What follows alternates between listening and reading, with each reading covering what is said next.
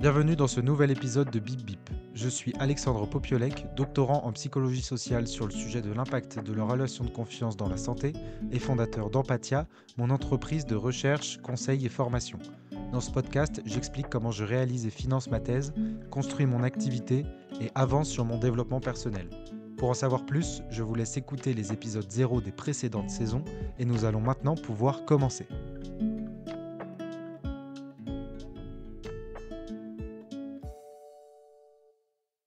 Comment l'entrepreneuriat permet de devenir un meilleur humain? C'est le sujet du jour, que j'ai envie de partager avec vous. C'est le seul sujet qui m'est venu en tête parce que ces derniers jours, il n'y a pas eu beaucoup de travail étant donné que j'ai préparé un mariage, d'un proche. Donc j'ai toujours dit à ceux qui me demandent que ce serait pas un podcast où je raconte ma vie. Je vais pas en dire, beaucoup sur le mariage, tel quel. Par contre, en fait, ça a été une opportunité de me rendre compte à quel point le travail que j'ai fait, surtout sur moi, mais aussi, bah, en fait, le travail que j'ai fait tout court, à me lancer, m'a permis de me rendre compte que j'ai développé beaucoup de compétences en un an et demi bientôt et bah, je trouve que c'est intéressant pour vous motiver, pour vous expliquer en quoi, les prises de risques, et la décision de se lancer et d'être toujours dans cette envie de s'améliorer, de trouver des erreurs, et ben, en fait, ça peut avoir des retombées sur bien d'autres choses que le travail ou la tâche, telle quelle.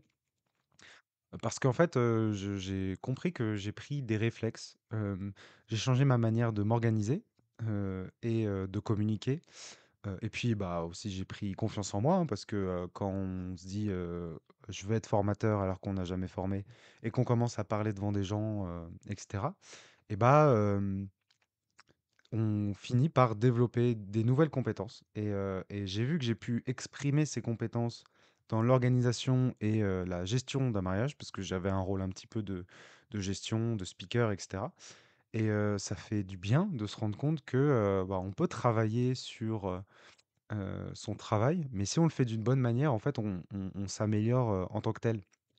Et hem et c'est ça que j'avais envie de vous partager.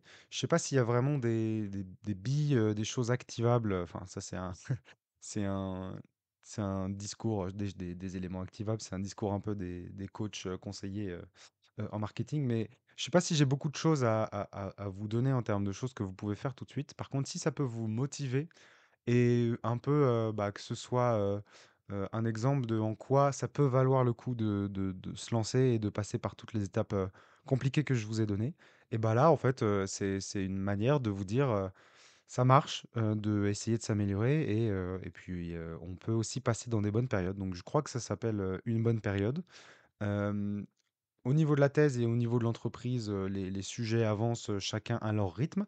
J'ai pas spécialement quelque chose à vous transmettre. Je sais que ça fait plusieurs temps que là, ça commence vraiment à devenir un podcast de développement personnel. Mais, je vous dirai tout simplement quand j'avancerai sur d'autres choses.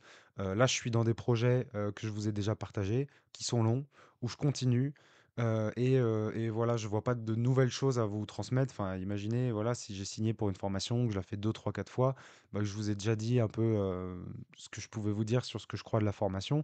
Voilà, je change pas ma notion ni de la recherche ni de la formation à chaque fois. Donc, écoutez, là, on va être plutôt sur du développement personnel aujourd'hui.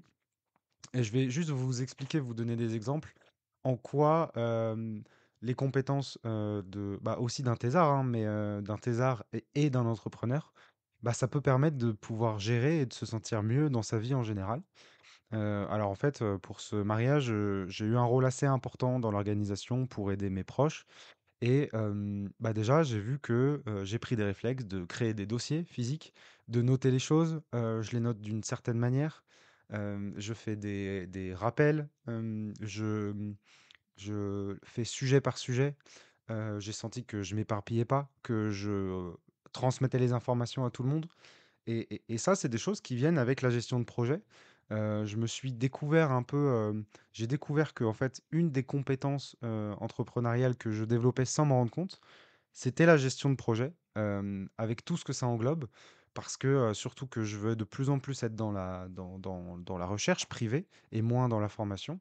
Et bah, en fait, la gestion de projet, c'est une compétence qui est importante. Je pense que j'ai largement les armes dans mes cours, hein. Je peux même utiliser de la littérature pour, le faire. Mais, on apprend aussi sur le terrain et je réfléchis, hein, des fois théoriquement à, d'une manière un peu psychologique, comment je pourrais gérer tout ça? Un projet, pardon. Et du coup, et ben, je me suis rendu compte que, il y avait plus d'organisation. Au moment du mariage, j'ai, dit que, j'allais, un peu gérer les premiers soucis, les premières questions avec, donc il y avait des serveurs, il y avait enfin serveurs et traiteurs, il y avait des photographes. Et bah, j'ai un peu dit à mon proche qui se mariait, «Vas-y, je vais gérer ça, comme ça toi tu peux profiter». Et bah, j'ai pris un vrai plaisir à devoir gérer, à devoir, répondre, rapidement, à devoir faire circuler l'information, à faire plusieurs choses en même temps. Et je sais que j'aurais pas eu, le l'assertivité, la présence d'esprit, de, enfin, pas la présence d'esprit, l'assertivité, le courage de pouvoir prendre des décisions, être affirmé, aller me présenter, aller voir tout le monde, aller faire circuler. Je sais qu'il y a 1 an et demi, j'aurais eu peur, je l'aurais mal fait, j'aurais été un peu trop pris par le stress. Et en fait, bah, le fait d'avoir, pris l'habitude de se mettre dans des situations de stress, de rencontrer plein de monde, pour moi, c'est la première étape, qui a été très importante dans mon développement là, de mon activité cette année, l'année dernière. C'était de faire des visios avec tous les gens de mon réseau, qui le souhaitaient, des gens qui étaient intéressants. Et en fait, c'est à la fois important pour construire son réseau, mais en fait, ce qu'on oublie et ce qui est le plus important dans une vie, c'est de se développer soi-même, je trouve. Je deviens vraiment un podcast de développement personnel, hein, désolé pour ceux qui aimaient pas à la base. Mais, en fait, on fait avancer soi-même son projet, mais surtout, on est en train de construire des compétences qu'on va pouvoir utiliser autre part et dans n'importe quel autre projet. Et je trouve que c'est ça qui fait que, je comprends de mieux en mieux, le fait que certains entrepreneurs disent, «Moi, si je repars de zéro, je sais que je saurais reconstruire quelque chose». Parce que je pense que le plus fort et le plus intéressant à viser, c'est, la construction de compétences avant, limite la réussite. De se dire: «Je vais me mettre dans cette situation parce que ça va m'apprendre à faire ça», plutôt que c'est parce que c'est ce qui va me faire gagner de l'argent. Pour plusieurs raisons. La première, c'est que c'est beaucoup plus motivant, d'avoir pour objectif de s'améliorer, plutôt que de grossir son activité ou d'être riche et cetera. Mais en plus, c'est plus simple de s'améliorer parce que s'améliorer, logiquement, si on essaye au moins de faire les choses bien, posées et qu'on se met dans des situations de difficulté, au bout d'une centaine de la centième, difficulté, il y a un moment où on aura compris quelque chose. Et moi, ça a été ça dans les visios. La première visio avec un inconnu était hyper stressante, la 10e un peu moins, la centième un peu moins et aujourd'hui, ça va très bien. Pareil pour négocier un contrat, j'ai pas fini encore sur ça, hein, la négociation, c'est quelque chose de stressant parce qu'on a toujours peur, de mal se faire, de mal se faire voir, et cetera, et de vouloir, gratter, de vouloir, profiter. Moi, c'est mon cas, je sais qu'il y a, sûrement des entrepreneurs, plus aguerris que moi, qui diront: «Oui, ça se voit que c'est un petit jeune», et j'en suis conscient.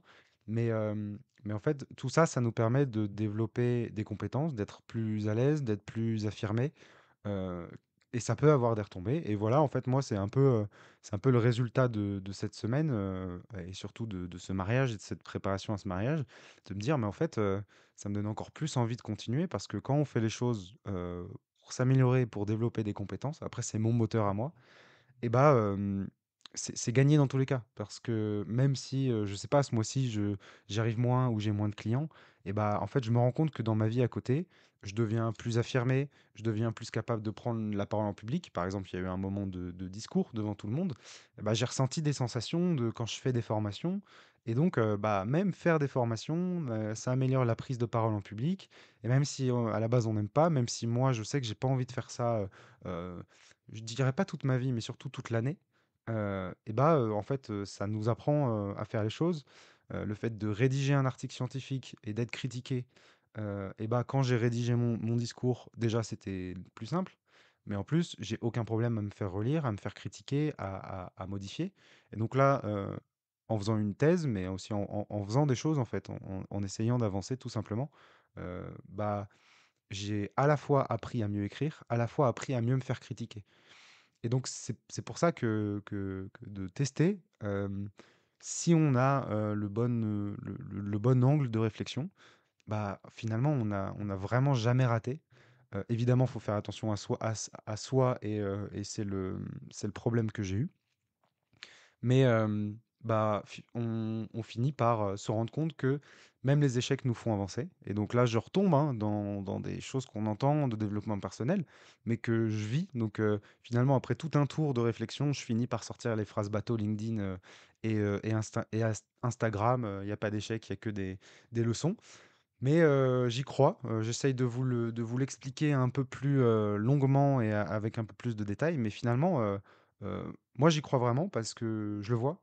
Je l'ai vu aussi sur, bah, de la logistique, essayer de me dire, bah, il faut faire ça, c'est bête, mais les tables on va les mettre ici parce qu'il faut que les gens passent, parce qu'il faut faire ça et en fait, traiter beaucoup d'informations en même temps, je sens que je me suis amélioré dessus et ça vient avec le fait, entre autres de gérer plein de projets en même temps et bah, on s'y habitue. C'est aussi lié au dernier podcast. Donc vraiment, là, ceux qui, en ont marre des phrases bateau, du développement personnel, vous pouvez skipper les 2 derniers les 2 derniers épisodes. Hem, mais on finit par s'y habituer, on finit par trouver des solutions et on finit aussi et surtout par s'améliorer et c'est vraiment ça que j'ai envie de vous transmettre aujourd'hui. Donc si je peux vous motiver, vous déclencher le fait de se lancer dans un projet, vers lequel vous avez peur d'y aller, je pense qu'il vaut mieux avoir, peur de ne pas s'améliorer plutôt que de peur de l'échec, parce que, dans, une perspective de comprendre ses échecs, d'essayer de les améliorer et d'essayer de devenir, une meilleure personne, dans tous les sens du terme. Je pense vraiment et sincèrement et je vous le dis maintenant que je l'ai vécu après 1 an et demi de travail sur moi, que, bah, ça marche pour d'autres champs de la vie et j'en suis fier donc voilà, si vous pouvez avoir quelques billes dans le podcast, pour, que je vous montre qu'aujourd'hui, je peux avoir des retombées, eh bien, tant mieux. J'avoue que, et ça, ça peut être, intéressant pour vous de vous le transmettre.